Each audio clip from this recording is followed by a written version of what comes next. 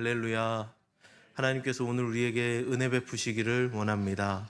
우리 좌우에 계신 분과 인사 한번 나누겠습니다. 말씀 충만하십시오. 말씀 충만하십시오. 오늘 이 밤에 하나님의 말씀으로 우리의 영혼이 충만하기를 원합니다. 운동선수들, 프로 운동선수들은 모두 다 각각 저마다 모든 종목마다 굉장히 많은 체력을 요구하죠. 그 중에서도 가장 강도 높은 체력 훈련을 하는 스포츠가 단연 복싱이 아닐까 이런 생각을 해봤습니다.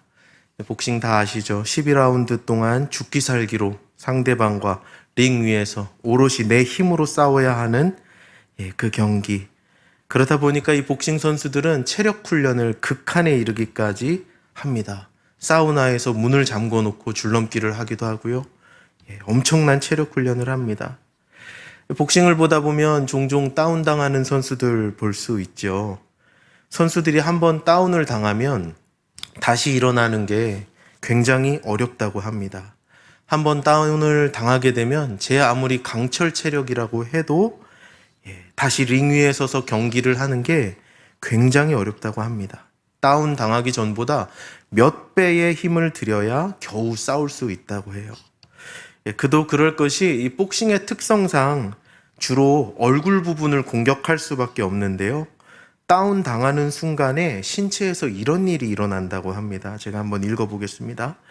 강한 주먹을 머리에 맞게 되면 그 충격은 고스란히 뇌에 전달되고 신경세포가 화학물질을 방출하게 한다고 합니다. 이렇게 뇌세포가 과잉으로 자극되면 수초 동안, 몇 초 동안 뇌 기능이 완전히 멈추고요. 또 선수들이 KO 당하는 펀치를 맞게 되면 순간 혈압이 30-40% 급증했다가 다시 급하강하고 눈이 침침해진다고 합니다. 그리고 신경자극은 이 팔다리에 신호가 제대로 전달되지 않아서 힘이 빠지고 매트 위에 쓰러지게 된대요. 그리고 이때 호흡이 최소 3초에서 4초 정도는 쉬어지지 않고 심하면 30초가량도 이 호흡이 정지하게 되고 잠시 의식을 잃기도 한답니다. 그러니까 복싱에서 다운당하는 것은 그냥 한 대 맞고 넘어진 정도가 아니라 이 사람의 생명이 위협할 정도의 타격이 있는 거죠. 한번 다운당한 선수가 다시 일어나서 복싱 경기에 임하는 것은 엄청나게 큰 에너지가 되는 일이고 거의 목숨을 거는 일이나 다름없습니다. 오늘 에스라에서 만나는 이스라엘 백성들의 상황도 마치 다운당한 권투 선수처럼 엄청난 큰 좌절을 경험했습니다. 이 성전 재건 공사가 대적들의 강력한 KO 펀치로 인해서 중단되었기 때문이죠. 이스라엘 백성들은 목표를 상실했고 허탈감에 주저앉았습니다. 그들이 다시 일어나기 위해서는 처음보다 몇 배 더 강력한 힘이 필요했습니다. 넘어진 자리에서 다시금 일어나 성전을 재건하기 위해서는 이전보다 훨씬 더 큰 결단과 훨씬 더 큰 헌신이 필요했습니다. 먼저 오늘 본문의 말씀 4장 24절을 한 번 더 읽어보겠습니다. 함께 같이 읽겠습니다. 시작. 이에 예루살렘에서 하나님의 성전 공사가 바사왕 다리오 제2년까지 중단되니라. 에스라 4장 말씀에서 우리는 성전 공사가 중단되는 것을 보았습니다. 하나님의 은혜로, 하나님의 섭리로 시작된 이 성전 재건 공사가 대적들의 방해 공작으로 너무나도 쉽게 중단되었습니다. 하나님의 성전을 다시 짓기까지는 70년이라는 세월이 걸렸지만 성전이 중단될 때는 대적들의 편지 한 통으로 중단되었습니다. 이스라엘 백성들에게 이 성전 공사가 중단되면서 두 가지 영적인 위기가 찾아왔는데요. 첫 번째는 깊은 절망감입니다. 성전 공사가 중단된 이스라엘 이 백성들에게는요, 걷잡을 수 없는 절망감이 찾아왔습니다. 여러분, 우리 한번 생각해 보면 좋겠습니다. 그 당시 이스라엘 백성들의 심정이 어땠을까요? 그들은 오직 성전 재건만을 위해서 70년 동안 머물던, 70년 살면 그곳이 고향처럼 되거든요. 70년 동안 살던 바벨론을 떠나온 사람들입니다. 고국으로 돌아온 사람들이죠. 이 출 바벨론 사건과 성전 재건 공사는 하나님께서 베풀어 주신 기적 같은 일이었습니다. 그런데 그들의 그 성전 재건 공사가 너무나도 쉽게 방해를 받았고 너무나도 무기력하게 중단되었습니다. 하나님의 큰 뜻을 이루기 위해서 발벗고 헌신하며 정든 땅 돌아서서 고국으로 돌아왔지만 이스라엘 백성들을 대적하고 막아섰던 세상의 모습은 너무나도 강력했습니다. 폐허가 되어버린 고향 땅에서 그들이 할 수 있는 것은 아무것도 없었습니다. 그래서 그들은 큰 절망감에 빠질 수밖에 없었던 것이죠. 그들이 느낀 절망감의 크기는 고국으로 돌아올 때, 출 바벨론에서 고국으로 돌아올 때 가졌던 기대감의 크기만큼 컸을 것입니다. 기대했던 것만큼 크게 절망한 것이죠. 그런데 절망감이 끝이 아니었습니다. 그들이 느낀 이 영적인 절망감은 그들을 두 번째 영적인 위기로 자연스럽게 이끌게 되었는데요. 그것은 바로 영적인 나태함이었습니다. 성전 공사가 중단됨으로 인해서 절망한 이스라엘 백성들은 이제 사명을 잊어버리고 영적인 나태함에 빠지게 되었습니다. 4장 24절 말씀 보니까 성전 공사가 다리오 왕 제2년까지 중단되었다고 하죠. 그리고 5장 1절 말씀을 읽으면 학개 선지자와 스가랴 선지자의 예언과 함께 다시 성전 공사가 진행됩니다. 그런데요, 학개 선지자가 스가랴 선지자가 그때 어떤 예언을 했는지, 구체적으로 무슨 예언을 했는지 에스라 본문에는 찾아볼 수가 없는데 대부분의 학자들은 그때 학개 선지자가 예언했던 예언이 구약 성경 학개서의 말씀일 것이라고 추정합니다. 왜냐하면 성전 공사가 다리오 2년까지 중단되었는데 학개서 1장을 보면요, 학개서가 예언하기 시작하는 게 다리오 왕 2년 6개월째입니다. 그러니까 학개서에서 학개 선지자가 예언을 함과 동시에 성전이 지어졌다는 것은 무엇인가? 그때까지 성전이 지어지지 않고 있었다는 거죠. 그리고 학개 선지자의 예언과 함께 성전 공사가 재개된 거예요. 우리는 학개서의 말씀을 통해서 성전 재건이 중단된 기간 동안 이스라엘 백성들이 어떻게 살았는지를 확인할 수 있는데요. 학개서 1장 3절과 4절 말씀을 제가 읽어보겠습니다. 학개 선지자에게 처음으로 예언의 말씀이 임하는 거예요. 여호와의 말씀이 선지자 학개에게 임하여 이르시되, 첫 번째 말씀입니다. 이 성전이 황폐하였거늘 너희가 이때에 판벽한 집에 거주하는 것이 옳으냐. 이게 다리오 왕 2년 6개월에 학개 선지자에게 처음 임한 하나님 말씀입니다. 이 말씀으로 미루어 볼 때 성전 공사를 중단하고 이스라엘 백성들이 어떻게 살았는지를 알 수 있어요. 판벽한 집이라는 단어가 보이는데요. 영어 성경 번역본이 많은데 그중에 ESV라는 성경책을 찾아보니까 이 단어를 럭셔리어스 하우스라고 번역했습니다. 럭셔리 하우스. 굉장히 고급스러운 집을 짓고 살았던 거예요. 언제? 성전 공사가 중단된 동안 이스라엘 백성들은 성전 공사를 중단해 놓고 굉장히 럭셔리한 집에서 살고 있었던 겁니다.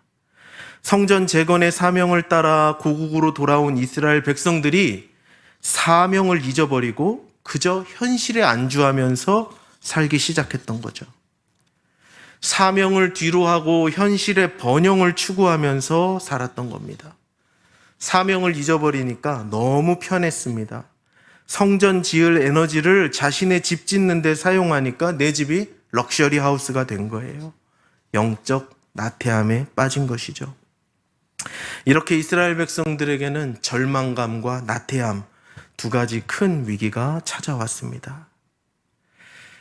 여러분, 사명이 중단될 때 우리도 이와 동일한 경험을 합니다. 영적인 절망감과 영적인 나태함을 동시에 경험하게 되는 거죠. 코로나로 인해서 우리의 예배가 제한되었을 때 우리도 비슷한 경험, 똑같은 경험을 했습니다. 처음에는 많은 분들이 절망감을 느꼈습니다. 세상의 황제들이 내리는 명령과 제재를 따라야만 했던 교회는 영적인 무력감을 느끼면서 절망했습니다. 과연 이 시대의 교회가 교회 맞는지, 이 무능력한 교회를 바라보면서 절망했습니다. 많이 울었습니다. 많이 절망했습니다. 그런데 이 시기가 지속되니까 어떻게 됩니까? 이제는 많이 편해졌습니다. 처음에는 온라인 예배를 드린다고 할 때 갑론을박이 있었습니다. 온라인 예배가 예배네 아니네 논쟁이 있었어요. 매스컴에도 나왔습니다. 그런데 이제는 온라인 예배에 익숙해졌습니다. 물론 감염병에 취약한 계층들이 선택하는 온라인 예배는 좀 다른 의미일 것입니다. 그러나 많은 사람들이 편의를 위해서 온라인 예배를 선택하고 있는 현실이 오늘 아닙니까? 아이들은 학교 학원 다 갑니다. 회사도 갑니다. 만원 버스도 타고 만원 지하철도 타는데 교회는 안 오지 않습니까? 영적인 나태함이 찾아온 거죠. 코로나 때문에 교회는 기울어가고 폐허가 되어가는데 사람들의 삶은 편해진 겁니다.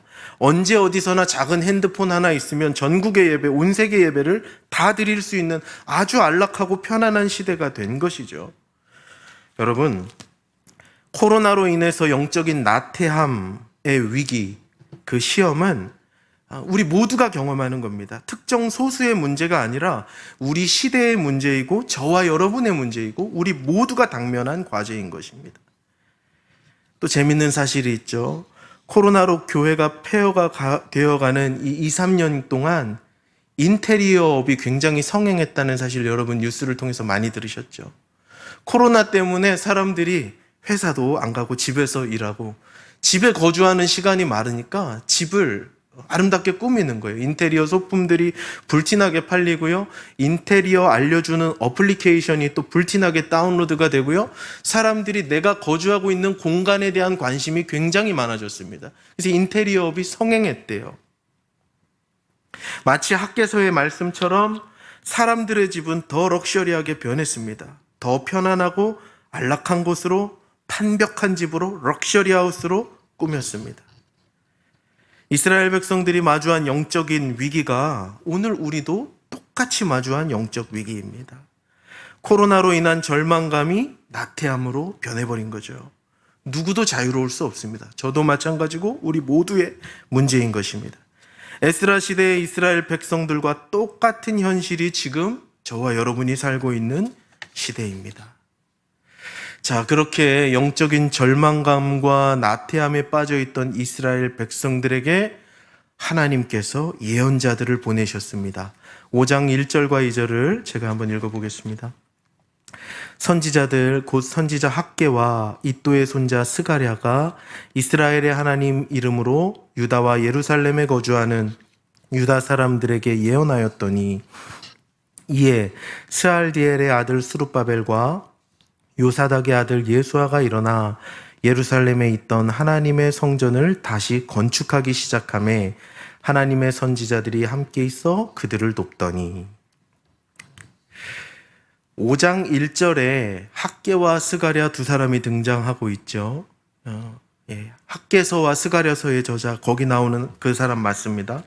이 학개와 스가랴는 포로 교환 공동체가 성전을 재건할 때 하나님의 말씀을 선포했던 사람들인데요. 하나님의 말씀이 학개와 스가랴를 통해서 이스라엘 백성들에게 선포되기 시작했습니다. 영적인 절망감, 영적인 나태함에 빠져있는 이스라엘 백성들에게 하나님의 사람들을 통해서 하나님 말씀이 임하기 시작하는 거죠. 그들이 하나님의 이름으로 성전 재건을 중단한 이스라엘 백성들에게 예언합니다. 그러자 어떤 일이 일어납니까? 2절에 이에라고 말하고 있는데요. 하나님의 말씀이 임하니까 이에 중단된 성전 공사가 재개되었다고 말씀하고 있습니다. 하나님의 말씀이 임하자 하나님의 성전이 다시 지어지게 된 것이죠. 하나님의 말씀이 성전을 다시 짓게 한 것입니다. 히브리어를 읽어보면 이 2절 말씀이 한국어와는 조금 다른 뉘앙스를 느낄 수 있습니다. 우리말 성경에는 2절이 이해해놓고 사람 이름이 나오고 일어났다는 말이 저 뒤에 나오죠. 이해와 일어났다는 말 사이에 많은 말들이 있어서 일어났다는 말이 잘 강조되지 않는데요. 히브리어로 읽어보면 이해, 일어났다는 표현이 바로 나옵니다. 작게 보이는데요. 맨 앞에 오른쪽이 이제 맨 앞입니다. 맨 앞에 빨간 글씨가 이해라는 뜻이고 파란 글씨가 일어났다는 뜻입니다. 히브리어로 읽으면 이해, 일어났다 이렇게 이야기하고 있는 것이죠.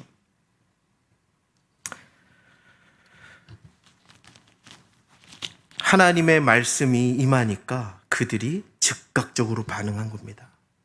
히브리어의 어순을 따라 하나님 말씀을 읽으면 이스라엘의 즉각적인 반응이 강조되고 있어요. 하나님의 말씀이 임하니까 절망감과 나태함에 빠져있던 이스라엘 백성들이 즉각적으로 응답하면서 일어난 것입니다. 하나님의 말씀이 일으킨 거죠. 사랑하는 여러분, 하나님의 말씀은 절망과 나태에 빠진 사람들을 일으킵니다. 하나님의 말씀이 임하면 절망에 빠진 사람들이 소망을 갖고 사명을 잃어버리고 나태함에 빠져있던 사람들이 다시금 사명의 자리로 나오게 됩니다. 주저앉은 사람들을 일으키는 힘은 사회복지에 있지 않습니다. 주저앉은 사람들을 일으키는 힘은 하나님 말씀이 있습니다. 하나님 말씀이 선포되어 주저앉아 있던 사람들이 일어날 수 있는 것입니다. 에스겔 골짜기에 하나님의 말씀이 선포될 때 마른 뼈들이 군대와 같이 일어났던 것처럼 38년 된 병자가 예수님의 말씀이 임할 때 자리를 일어나 걸어갔던 것처럼 하나님의 말씀이 사람을 일으킵니다.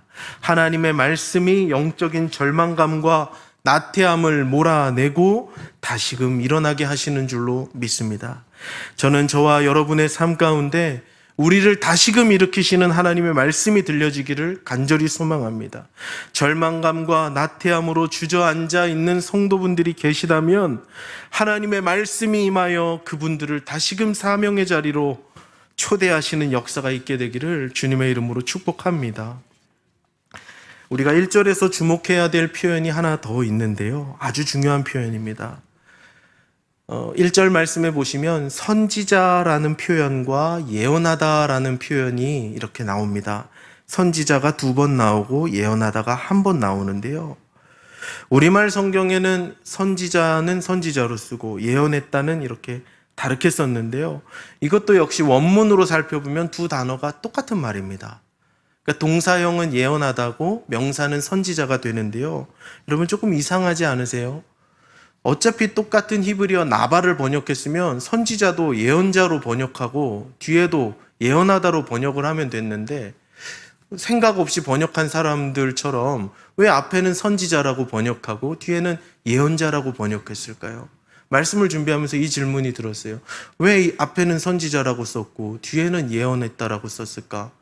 앞에도 예언자라고 썼으면 문맥이 더 잘 맞을 것 같은데 이 고민을 하다가 중요한 것 한 가지가 깨달아졌습니다. 오늘 본문에 예언하다라고 기록된 동사는요, 히트파엘이라는 형태로 사용되었어요.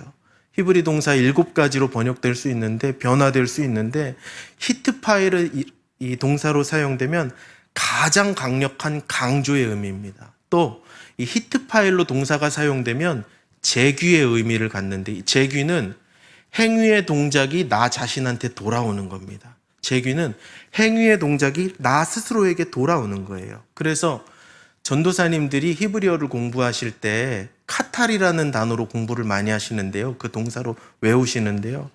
변형이 적어서 그걸로 하신대요. 이 카탈의 뜻이 죽이다라는 뜻입니다. 이제 내용은 좀 끔찍한데 죽이다라는 단어가 히트파일로 재귀의 의미를 가지면 어떻게 되냐면 죽이는 동작이 나한테 돌아와서 그 단어가 히트파일이 되면 자살하다라는 뜻이 된대요. 자, 그러면 예언하다라는 단어가 재귀의 의미를 가져서 그 행위의 동작이 그 사람에게 돌아오면 어떤 의미일까요? 그 예언이 학개와 스가랴의 예언이 그 자신들에게 돌아온 거예요. 물론 오늘 본문의 말씀을 읽어보면 학개와 스가랴 선지자는 유다 백성들에게 예언하고 있습니다. 스스로에게 예언하는 건 아니죠. 유다 백성들에게 예언하고 있지만 동사는 재귀의 의미로 히트파엘로 자기 자신에게 돌아온다고 이야기하고 있어요. 어떤 의미가 있을까요? 학개와 스가랴 선지자의 예언이 우선적으로 그들 안에 임했다는 뜻입니다. 학개와 스가랴가 하나님의 말씀을 유다 백성들에게 대언하기 전에 먼저 그 말씀을 받았다는 것이죠. 그 말씀의 예언자들이, 선포자들이 먼저 부딪히고 그 말씀이 내 안에 먼저 담겨진 것입니다. 하나님의 말씀을 나와는 상관없이 선언하는 게 아니라 그 말씀이 내 안에 먼저 예언되어서 내 안에 먼저 들어오고 내가 먼저 그 말씀에 부딪힌 겁니다. 그래서 예언자들이 선지자가 되는 겁니다. 하나님의 말씀을 먼저 알고 먼저 들은 선지자가 되는 것이죠. 하나님의 말씀이 학개와 스가랴에게 먼저 임했고 그들 영혼 깊은 곳에 새겨졌습니다. 그리고 영혼 깊은 곳에 새겨진 그 말씀이 선포될 때 이스라엘 백성들이 절망과 나태함에서 일어날 수 있었습니다. 예언자들에게 먼저 임한 하나님의 말씀, 예언자들이 먼저 부딪히고 응답한 바로 그 말씀이 이스라엘에게 선포될 때 살아서 역사한 것이죠. 가끔 설교에 대해서 오해하시는 분들을 아주 가끔 만납니다. 아주 가끔 만나는데요. 이 설교자가 강단에서 내 얘기를 했다고 오해하시는 분들 아주 가끔 계셔요. 우리가 흔히 표적 설교니 타겟 설교니 이런 말 하죠. 여러분 아시죠? 설교자가 나 공격하려고 이런 설교한다 생각하는 분들 아주 가끔 만납니다. 그런데 여러분, 만약에 교회의 공적인 설교 사역을 그렇게 사적인 일로 전락시키는 설교자가 있다면 그것은 그 사람의 미숙한 신앙 인격을 드러내는 일일 것입니다. 제가 아는 대부분의 선교자는 그렇게 하지 않습니다. 적어도 제가 아는 분들 중에는 그렇게 설교하시는 분 본 일이 없습니다. 본문을 따라서 본문이 말씀하시는 바를 드러내려고 애쓰시는 분들이 대부분이시죠. 여러분, 설교를 누가 가장 먼저 들을까요? 설교를 누가 가장 먼저 듣겠습니까? 설교자 본인이 하나님 앞에서 가장 먼저 듣습니다. 기도의 골방에서 씨름하면서, 말씀의 골방에서 하나님을 독대하면서 이 설교의 말씀은 설교자가 가장 먼저 듣습니다. 그래서 하나님의 말씀을 맡은 예언자들의 예언이 히트 파일로 제기가 되어서 그들에게 먼저 임하는 것처럼 설교자들도 하나님 말씀을 가장 먼저 듣습니다. 그래서 혹시라도 여러분, 저 설교는 나 들으라고 하는 설교야, 이렇게 생각하는 일이 없기를 바랍니다. 어떤 경우에서라도요. 선포되는 말씀이 책망의 말씀이라 할지라도 설교자가 먼저 받는 겁니다. 그리고 원래 설교는 들으라고 하는 거잖아요. 더 그렇게 은혜로 들어주시기를 바랍니다. 설교를 배울 때 설교를 가르쳐 주신 은사님께서 설교자가 본인 설교를 다시 듣지 않는 것은 모델이 워킹하고 거울을 보지 않는 것과 같다고 말씀해 주셔서 저는 제 설교를 한 번 이상은 꼭 들어요. 그런데 들으면 또 새롭게 들리는 하나님 말씀이 있습니다. 준비할 때 몰랐고 선포할 때 몰랐던 말씀이 다시 들을 때 들리는 말씀이 있어요. 하나님, 저 말씀은 제게 하시는 말씀이군요. 제가 들어야 할 말씀입니다. 제가 순종해야 할 말씀입니다. 생각할 때가 참 많습니다. 여러분, 설교자는 당연하겠거니와 목장교회의 리더 되신 목자장님들, 또 교육부서에서 교사로 봉사하시면서 아이들에게 하나님 말씀 가르치시는 교사분들, 찬양팀으로 성가대로 섬기시면서 하나님 말씀을 노래로 선포하시는 분들, 이 말씀을 깨닫게 되시기를 축복합니다. 우리들의 마음속에 하나님 말씀이 먼저 풍성히 들려져야 합니다. 내가 부딪힌 말씀, 내가 들은 그 음성을 전해야 파워가 있는 거죠. 내가 선포하는 말씀에 내가 먼저 부딪히고 내가 먼저 은혜를 경험해야, 그래야 살아 움직이는 하나님 말씀이 선포될 수 있는 것입니다. 저는 저와 여러분이 가는 모든 곳에, 저와 여러분이 섬기는 목장 모임에, 교육부서에, 성가대에, 봉사부서에 하나님의 말씀이, 우리 안에 차고 넘치는 하나님 말씀이 선포될 수 있기를 간절히 바랍니다. 그렇게 학개와 스가랴에게 먼저 임한 하나님 말씀이 이스라엘 백성들에게 선포됐고 그 말씀으로 인해서 성전 공사가 다시 시작되었습니다. 그런데 하나님의 말씀이 선포되었다고 해서 모든 것이 순탄했던 것만은 또 아닙니다. 3절입니다. 그때 유브라데강 건너편 총독 다뜨네와 스달보스네와 그들의 동관들이 다 나와 그들에게 이르되 누가 너희에게 명령하여 이 성전을 건축하고 이 성곽을 마치게 하였느냐 하기로. 하나님의 말씀이 선포된 이후에 힘을 받아서 다시금 성전 공사를 시작했지만 또 다른 대적이 또 나타납니다. 총독 다뜨네와 스달보스네 그리고 다른 관리들이 함께 일어나서 또 한 번 성전 공사의 적법성을 또 물어오는 거예요. 3절에 그때라는 말이 중요합니다. 그때가 언제일까요? 하나님의 말씀이 임한 바로 그때입니다. 어떤 성경에 보니까 동시에라고 번역한 데도 있더라고요. 하나님의 말씀이 은혜롭게 임한 바로 그 타이밍에 대적들의 공격이 또 들어오는 것입니다. 하나님의 말씀이 임한 때, 하나님의 은혜가 임한 때 또 한 번의 시험이 다가오더라는 것이죠. 우리가 기억해야 할 사실이 하나 있습니다. 은혜와 시험이 동시에 찾아온다는 것이죠. 은혜가 충만한 곳에 마귀의 역사도 있습니다. 예수님께서 40일 동안 금식하면서 성령님께 이끌리시면서 하나님을 독대하시는 가장 은혜로운 시간을 보내신 이후에 마귀의 시험이 시작됐듯이 하나님의 말씀이 임함과 동시에 대적들이 또 찾아온 거예요. 학개와 스가랴라는 하나님의 사람이 등장하면서 동시에 다뜨네와 스달보스네가 동시에 등장하더라는 것입니다. 그런데 이번에는 달랐습니다. 이번 방해 공작은 잘 먹혀 들어가지 않았습니다. 5절입니다. 하나님이 유다 장로들을 돌보셨으므로 그들이 능히 공사를 막지 못하고 이 일을 다리오에게 아뢰고 그 답장이 오기를 기다렸더라. 대적들이 한 번 더 일어나서 성전 공사를 막았지만 하나님이 돌보시고 공사를 막지 못하게 하셨다고 기록하고 있습니다. 왜 첫 번째 방해 공작은 너무나 쉽게 그 방해가 먹혀서 성전을 중단하게 했는데 두 번째 방해 공작은 왜 먹혀들지 않았을까요? 4장 방해는 너무나 쉽게 성공했는데 5장의 방해는 왜 성공되지 않았을까요? 이것도 역시 하나님 말씀의 유무입니다. 두 번째 방해 사건에는 대적들이 방해를 해올 때 이스라엘이 붙잡고 나아갈 하나님 말씀이 있었기 때문입니다. 하나님의 말씀으로 대적들을 물리친 것이죠. 다시 시작된 성전 공사에는 선지자들이 함께 했습니다. 선지자들이 그들을 말씀으로 격려하고 도왔습니다. 선지자들이 공사하는 사람들과 항상 함께 있으면서 말씀으로 그들을 붙들어 줬습니다. 2절에 사용된 동사 돕다라는 동사도 강의형 동사입니다. 그들이 힘써 도왔다는 말입니다. 선지자들이 백성이 넘어지지 않도록, 절망하지 않도록, 다시 지지 않도록 힘써 도왔습니다. 공사 기간 동안 하나님의 말씀이 떠나지 않도록 붙들어 줬던 거죠.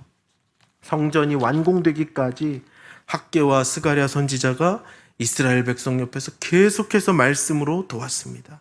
말씀의 꼴을 먹이면서 그들을 일으켰기 때문에 하나님의 성전 공사가 더 이상 방해를 받지 않은 것입니다.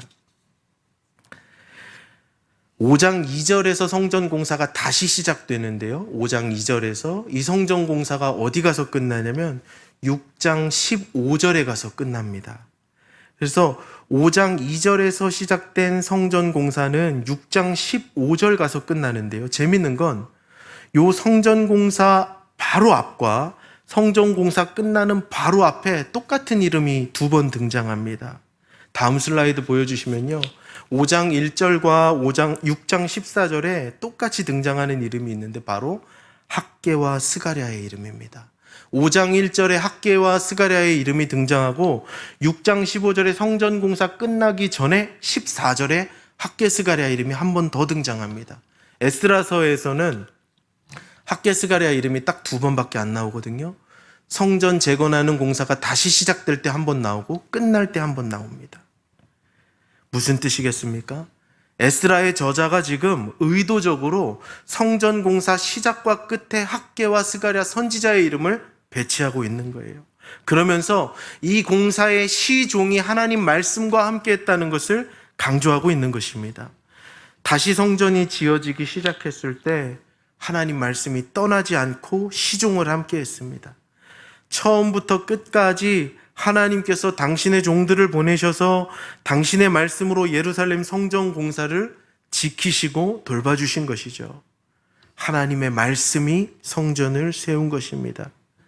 성전 재건의 역사는 오직 하나님 그분의 말씀으로 완성되는 것입니다. 천지를 창조하신 권능의 말씀, 그 말씀이 무너진 성전을 다시 세우고 일으키시고 회복시키시고 새롭게 창조하시는 줄로 믿습니다.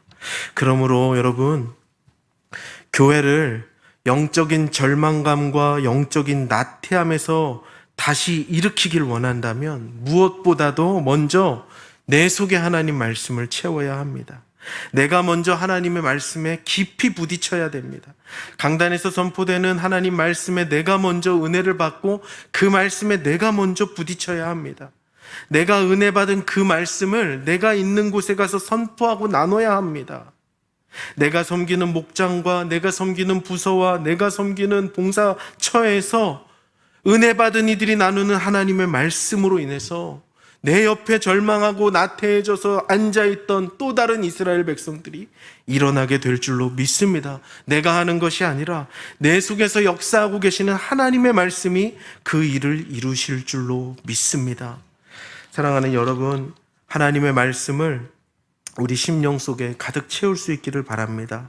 더 이상 대적들이 방해하지 못할 때까지 하나님의 말씀을 내 안에 가득 채우기를 원합니다.